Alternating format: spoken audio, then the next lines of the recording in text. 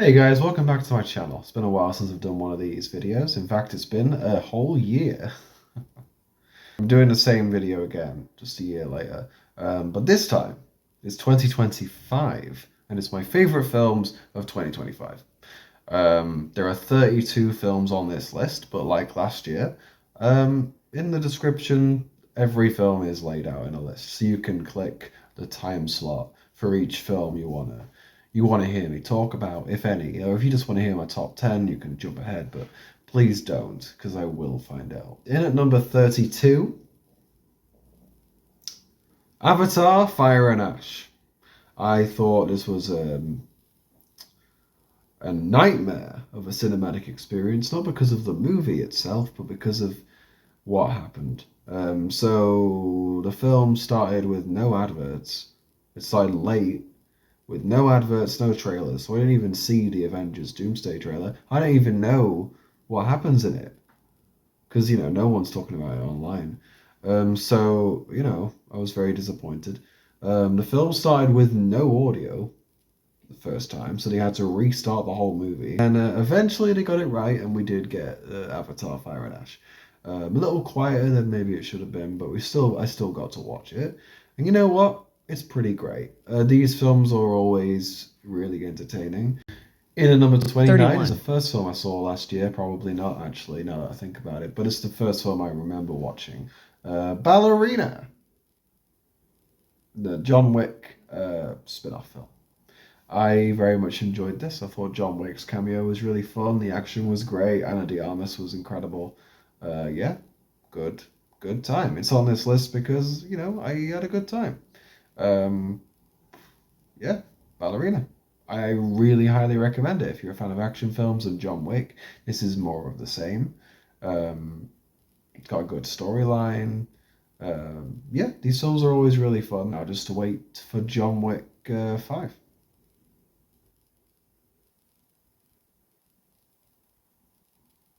What?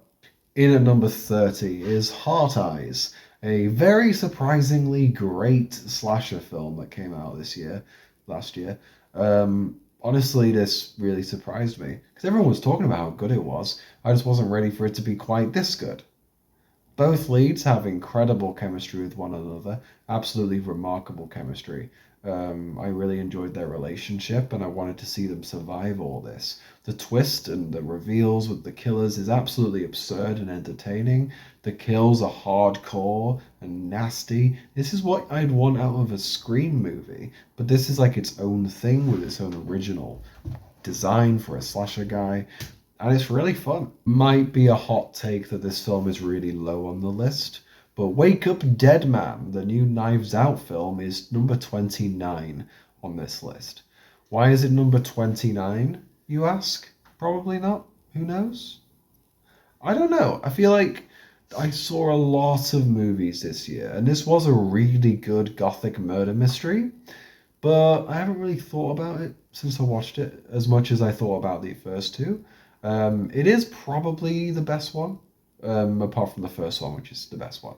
It's probably my second favorite because it felt like a classic Agatha Christie story. Number 28 is a double-barreled entry on the list. We have Fantastic Four, First Steps, and Thunderbolts, asterisks. Both of these were really, really solid and entertaining Marvel movies this year, and they share this spot because I forgot to put Thunderbolts on this list despite loving it. So there we go. This Fantastic Four film is finally a return to form for this story after the most recent installment being the worst thing that's ever happened. Yeah, I loved both of these Marvel movies. I thought the villain in Thunderbolts was especially good and great. And number 27 is Final Destination Bloodlines. More like Blood Fine. And number 26 is the Phoenician Scheme, the new Wes Anderson film. Yeah, of course it's on the list. I love Wes Anderson. He knows what he knows how to. He taps me in the soul. Number 25 is Predator, Killer of Killers. I'm sure you've heard the hype around this movie. I'm sure you've seen it on Disney Plus if you're a fan of Predator. And if you haven't, you're doing yourself a disservice, my friend. This film is spectacular. 24 is 28 Years Later. I would have made this number 28 if it wasn't so incredible. This one I haven't seen 28 weeks later, but this felt like a very Danny Boyle entry into this franchise because he directed it, and it's yeah, terrifying, terrifying. Number 23 is Wicked for Good. Now, I will say I had a lot of issues with this movie. I had a lot of critiques and a lot of problems, and I don't think it was as good as the first by any means. But it's on the list, this high on the list, because I respect that they went for it this hard and they put this much effort in, and the singing is this good, and the both leads. Ariana Grande is incredible here. Like, she gives the best performance I've ever seen from her. Number 22 is K-pop Demon Hunters. Need I say more? The song Golden alone changed the landscape this year and took over my For You page, so of course this movie is on the list. Continuing my tradition of including a TV show in my top 30 of the year is Adolescence. Adolescence is probably the best TV show of the entire year. No, I don't think that's a controversial statement at all. Every episode is one take. The lead child actor is absolutely outstanding and outshines the universe. He's so good and so scary in this show, and he really puts the new world into perspective because kids are saying stuff I don't understand now, and I'm like, what are you talking about? Like, you just kind of go, okay, I don't get it. But it's, you gotta listen, you gotta pay attention to what kids are consuming on the internet because you never know what kind of Andrew Tate bullshit is getting fed into their brains. It's horrible. This list is so long. And number 20 is The Roses. Benedict Cumberbatch and Olivia Colman play a couple. I was very entertained throughout. It's really funny, and I kind of want to read The War of the Roses now. I didn't know it was this, to be fair. I thought it was like a Game of Thrones thing. Just to show you how much I watched this year, Black Bag is number 19, when originally it was number 1. Black Bag is a masterpiece, in my opinion. It's a taut, tense spy thriller that is so, like, simple and contained. Number 18, we have Bugonia, the new Yorgos Lanthimos film that came out this year. That guy is non-stop, isn't he? There's no stopping him. Yeah, he's great. Bugonia was a very interesting drama, thriller film, dark comedy. Jesse Plemons is great. He brings in just another career best performance here. I didn't like the ending, but I loved everything else. I loved everything else about this movie. Number 17 is Eternity. This film really surprised me. It was a screen unseen. I did not expect to like it as much as I did, but Eternity deserves to be high on this list. It's probably the most depressing version of an afterlife I've ever seen.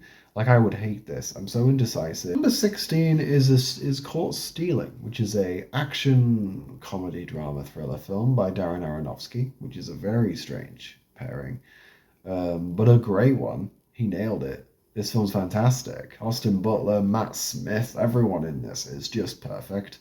It flies by, and it has a cute cat. So, great movie. Well done, Darren Aronofsky.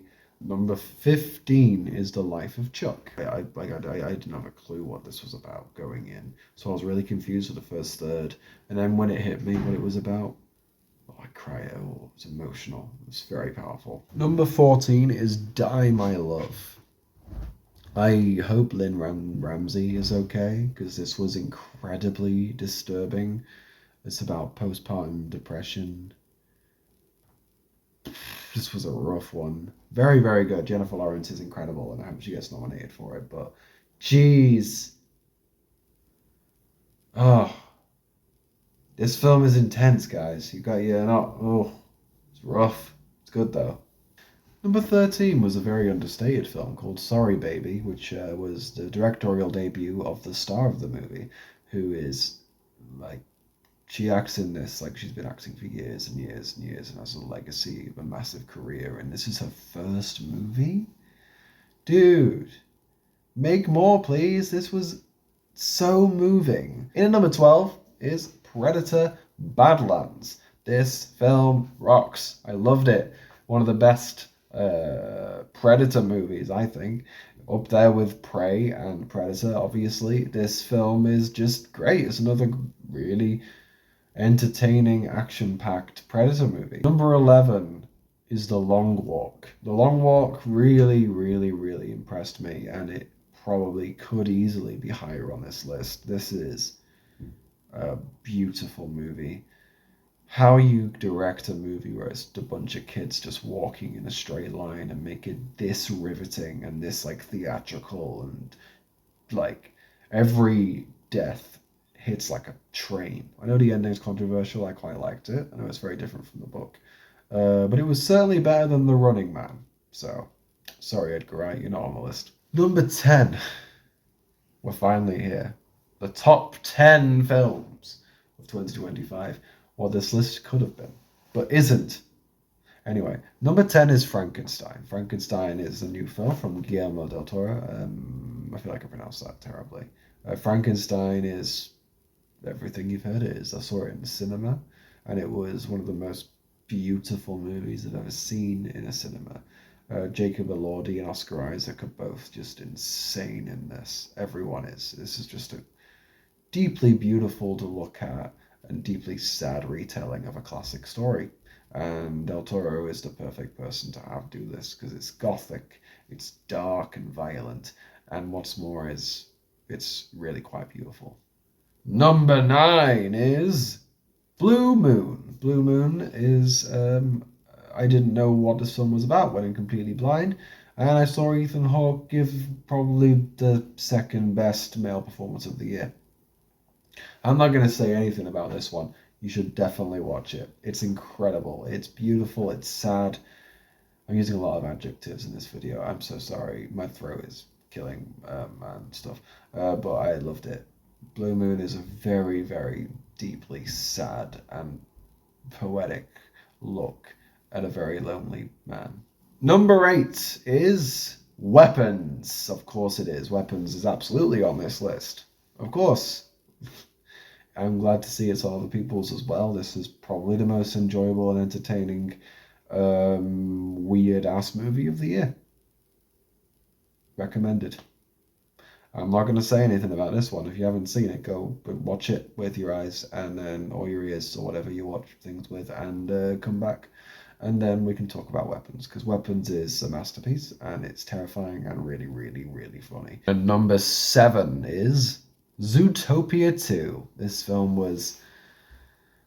what could be said about these Zootopia movies? Zootopia is probably in my top 3 Disney Pixar movies ever. I love Zootopia so much. I think it's got such rich themes, and both main characters are so deep and interesting, and every element of it is so clearly thought out to the absolute, like, littlest little bitty thing. And I love that. I love that energy. And this film is incredibly energetic.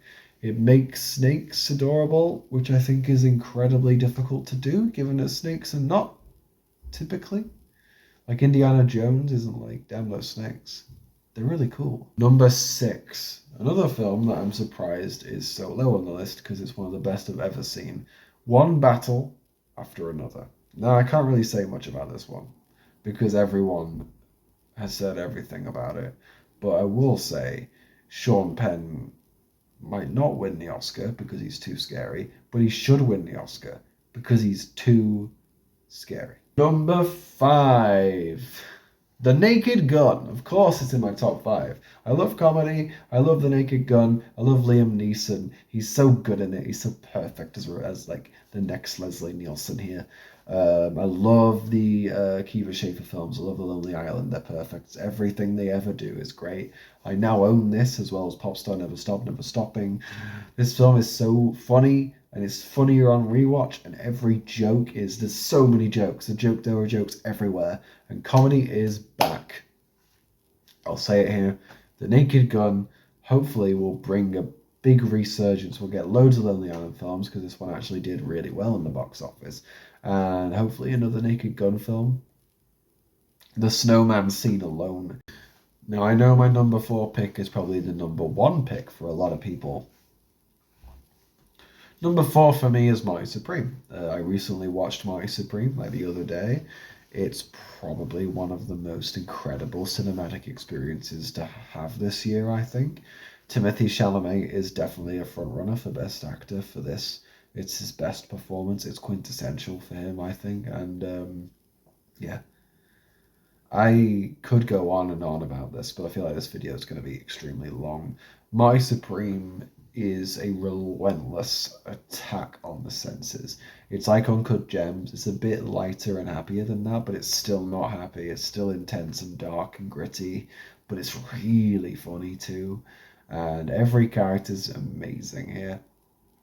All the side characters have so much lore, and you can feel it and you want to know what it is, but you don't get that information. It's just there to make the world feel more fleshed out, and it does. This is an intense film about a total dick who I really wanted to see win. In the end, I was like, why am I rooting for you? You suck. But I was, because the writing and acting is just that good. Number 3, a celebration of music, a celebration of vampires, a celebration of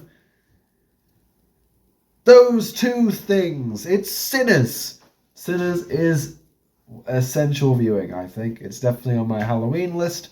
I like that the only jump scares are in the very beginning. I think that sets you up, and then there's just a great vampire film with classic vampire lore sprinkled throughout. It's really entertaining, really fun, gory, just good. It's a good time, and I love how it celebrates music. That's what the film's really about, is art and culture and just embracing it, and also vampires. In at number 2 is the most disturbing film of the year. What the hell happened to Bring Her Back? Bring Her Back features Sally Hawkins giving the most terrifying performance of the year.